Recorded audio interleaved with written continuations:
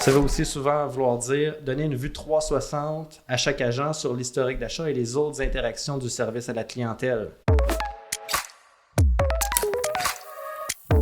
Et puis, le troisième axe que tu as mentionné, qui était l'expérience client ou si l'expérience employé.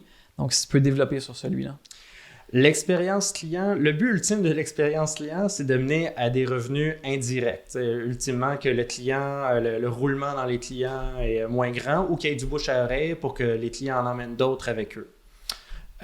Puis pour faire ça, ce qu'il faut faire, c'est très spécifique à chaque organisation. Okay? C'est dur de donner des réponses générales, mais ce qu'il faut faire, c'est vraiment comprendre quels sont les pain points ou les embûches chez vos clients, puis équiper le service à la clientèle pour bien y répondre.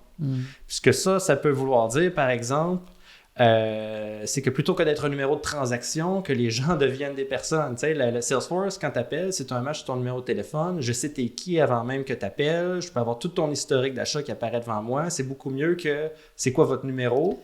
Puis, je vois la dernière transaction, mais je ne sais pas que vous m'achetez quelque chose à toutes les semaines versus quelqu'un qui achète pour la première fois. Ça, c'est de l'expérience client. Ouais, surtout si j'ai déjà rentré mon numéro de carte de crédit 12 fois pour m'identifier au préalable. Exactement.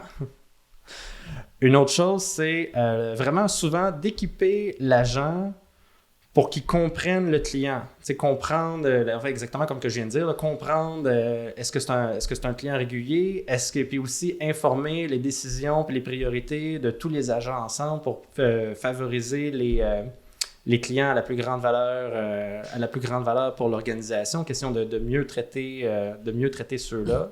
Ça va aussi souvent vouloir dire donner une vue 360 à chaque agent sur l'historique d'achat et les autres interactions du service à la clientèle. Souvent, les gens peuvent écrire un courriel, réécrire un autre courriel, puis finir par appeler, puis ils vont avoir 3 réponses différentes dépendamment de qui s'occupe du courriel. Donc, ça augmente vraiment l'expérience client que tu te fais appeler, puis tu dis « Oui, je vois votre courriel, on n'a pas parlé de ça aussi, est-ce que c'est correct si je vous réponds tout de suite? » Question qui voit qu'on les comprend, puis qu'on les connaît, puis qu'on est là pour répondre à leurs besoins.